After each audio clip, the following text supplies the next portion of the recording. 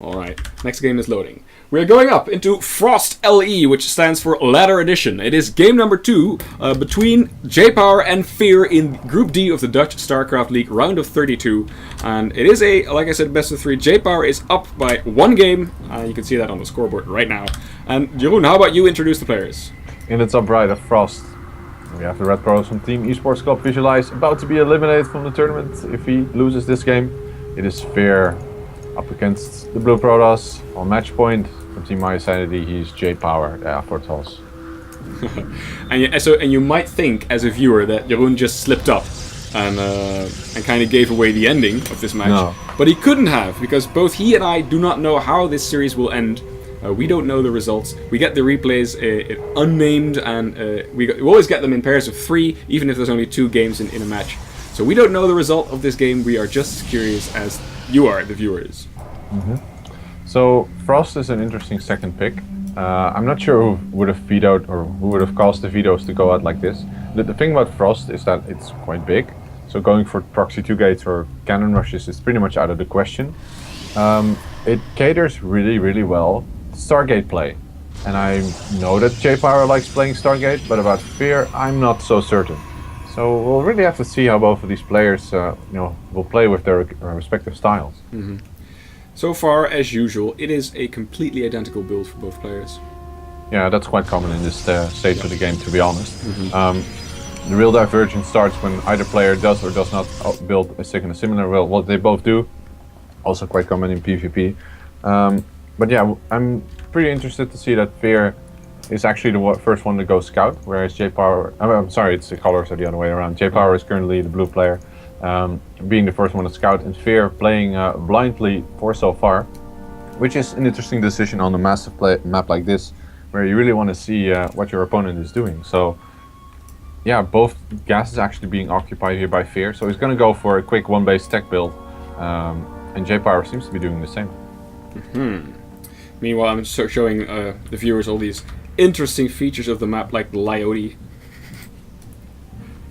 Not much going on here right now. Actually, I can show you these fancy rotating team logos that pop up right beside the next eye. So this is mYi's logo, of course from JayPower, who is with Team mYi. And at the top we have Goody. We have FeaR, I'm sorry. With the ECV Visualize logo spinning around right beside his nexus. So yay, hooray for StarCraft teams! I didn't realize they would spin in this current edition of GameHeart. GameHeart is awesome, by the way. It is an observer interface for StarCraft, and it lets you basically customize the way that you can watch the game. So it has all these fancy features where the overlays don't take up too much space, and you can actually zoom out, as demonstrated right now. So hooray for GameHeart! Well, now we have the first definitive tech choice, as well as the second. JayPower will be playing Stargate, as I kind of expected him to do, and FeaR is opening Twilight Council. This could go into DTs. So far there's nothing that really indicates as such. But yeah, Blink versus DT is usually quite good. There's a timing where you can just kill your opponent with Blink versus DT. But it doesn't really guarantee anything. But it will very likely be Blink, since we see 2 additional gates being added on for FeaR. And well, actually JayPower already building a proxy pylon, and actually picks a probe up in the middle of the map with his mothership core. How lucky is that? Okay, explain to me why you need a proxy pylon if you go an Oracle in your main. You don't really. I mean, he does. Okay, now he's adding on more gates in his own base. But this seems to be some sort of Oracle-based aggression, maybe. I don't really see this all this often. The thing is, though, that the Oracle will hit far before a significant amount of stalkers are out for FeaR. Also, the Oracle, of course, crosses the side of the map quite fast. Well, is JayPower actually suiciding his mothership core? I think he might recall. I think he might. Oh, there we go. Very close. That was very close indeed. But he did get to see basically everything that's going on in FeaR's base, including the researching Twilight Council. FeaR is going for. Oh my god, he just missed that proxy pylon with the hallucinated Oracle. Oof. FeaR is going for the same build he did last game, which is fair enough since it's a very stable build, into an expansion. The first Oracle, though, is moving in. Looking at the defense of FeaR, he doesn't have all that much. There is no Stalker in his main. Actually, he's moving them back. There will be Photon overcharge, and JayPower will or at least should be soon committing to an attack. He'll probably pick off, let's say, 3-4 probes. Well, that is assuming FeaR reaction time. He gets only 2 kills, so that's very nice defense actually for FeaR. Exactly, very good reaction. Killing 2 probes is not worth building an Oracle. But of course, the Oracle still lives, so might do more damage later on. It's something that FeaR will have to take into account while he's playing this game. Yep. So yeah, JayPower is on 3 gates. He's now putting down his second proxy pylon, but I'm not sure what his plan is. Like, he has added on a robo and he's getting an observer, and it's probably got to do with the fact that I'm not a Protoss player, so I'm not too well aware of what's going on here. But it kind of confuses me based on his own read. Like, he saw robo in Twilight, but he cannot really commit to an aggression like this, especially with the second Nexus now up and Photon Overcharge soon to be available. So these finals, they will serve their purpose later on, but it just kind of throws me off. And now finally JayPower is starting his own Nexus, but he's significantly behind on economy. JayPower is still threatening with the Oracle, but I think FeaR is aware, very well aware indeed, of where the Oracle is. The Oracle just barely escapes there. That sound you heard that was the Oracle. It's like that. It still only got 2 kills. It must feel really inadequate. Of course, it's very hard to attack with an Oracle against Blink Stalker, since they can be so good at intercepting. So yeah, they get all up in your face when you don't expect it. I love this forge timing. Like, even though these players are doing somewhat different builds, the +1 attack timing is almost identical. Like, it's just off by a few seconds. Yeah, I see that so often in GCP. And I think the Oracle just got... No, it's still up. Wasn't that a hallucination maybe? Oh, it should have been, yeah. Alright, so both players building up now up to 2 bases. Of course, in StarCraft, you need to get resources if you want to build the units, and resources are limited at any one place. So if you want to get more resources, you need to expand to other places that have resources, like your natural expansion, which is called natural expansion because it is the one that you would naturally take as your first expansion when you try and expand. Yes. I feel like Sesame Street, you know, doing explaining basic stuff, but I think it's important. You know, I had my girlfriend here the other day. She watched a game of StarCraft, and she said, "How do you ever expect me to get into watching StarCraft if everybody just keeps using jargon all the time? I don't understand what's going on." And I took that to heart, and every now and then I try to explain some very basic facts that people might not be aware of. Yeah, that's a very legitimate complaint.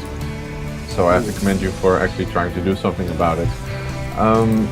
One important point of analysis here is that once again JayPower has managed to edge out a significant lead in Immortals. Well, actually, nice revelation there with the Oracle. Still keeps this Oracle alive. Yeah. I want to emphasize for a moment how important it is actually to keep that Oracle alive, because keeping vision on your opponent's army in a way that he cannot do anything about it in the late game is just huge. Like, knowing your opponent's army movements is so important, and if this game goes up the Tempests, it's even bigger, because then they can almost take 3 pot shots at them because they have such long range. Definitely, yeah. Like you said, the Tempest can definitely shoot farther than they can see, so you need to get them vision far off. Okay, so this point is one of the whoa. Okay, 4 solid. But this is one of the points in any PvP I personally dread the most. Like, JayPower is actually way ahead in army because he's been maxing on very cost-efficient units, Immortals, Sentries, getting upgrades, getting his tech. Whereas FeaR has decided to stabilize in the mid game by making a bunch of more units, such as Stalkers, which are not as cost-efficient in the long run.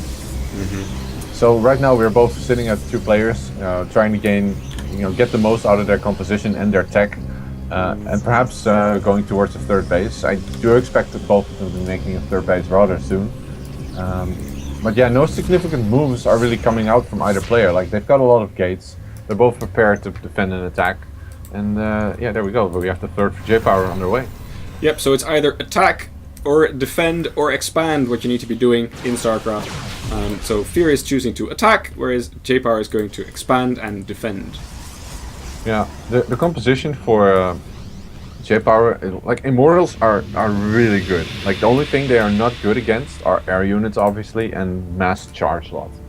In these numbers, They are exceptional at tanking, of course, other Immortals or Stalkers, but other Archons as well. Archon Immortal is a composition that doesn't really get old. Like, unless your opponent has like a large amount of Tempests. Look at the amount of Immortals, by the way, from JayPower. Yeah, like I mentioned, they are good, but against mass charge lots, you can have a lot of problems. So what JayPower needs to get is a meat shield, and actually this one Immortal is bugging out a bit, but he needs to have charge lots and a time warp. Nice time warp there, loses the Mothership core, needs to force field behind the Archons if possible and get the Zealots to the front, because having the Archons on top of the Immortals and their shields are actually melting quite quick. What's going on? So much fighting, but the Immortals, they're just chewing through this Protoss army, and they are showing their worth. So much fighting. Oh, the one Immortal got trapped, gets killed off immediately. This was definitely a good engagement for JayPower, who had the defender's advantage, manages to not only defend but also keep his third, and these extra warped-in Zealots can also not change the fact that JayPower has taken a decisive victory over FeaR here. This was a very important victory for JayPower, and the supply count really tells the difference. However, there was certainly a point where I feared for him because of the lack of charge lots. Having those Zealots, well, actually, look at the Nexus. It survived with only 150 HP. Whew, okay, that was pretty close. Didn't realize that. But just look at the sheer unit count, like 8 Immortals. If you just reinforcement, JayPower still has a proxy pylon up at the front. If he just warps in Templar and Zealots there, and morphs in Archons, he should be in great shape. He should be able to take out that third. Alright, so we do see Storm coming down for FeaR. That's something that I don't think JayPower already has, does he?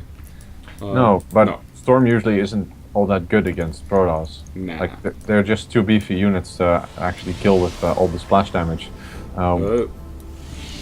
Yep. Zealots and Templar being warped in at the front. We will be seeing Archons here. This third base will not survive, I can tell you that. No, not in the slightest. And I think holding the natural will also be quite difficult here for FeaR. He does a nice warp in of his own on the side though, along with a Warp Prism. Might see a really good Storm drop here though from him. That's his plan. Oh boy. That one gets cancelled, but what we see here, Storm drop, and at the same time there's an attack at the natural. Oh boy, gotta observe two places at the same time. Harvey here in dire straits. Storms on the probes, lots of them dying.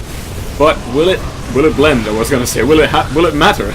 Will it matter is indeed the question here. The Archons chewing through the Zealots and the probes here before the Immortals can get to him from FeaR. And now the Immortal count is just a little bit too high, and GG. Insane.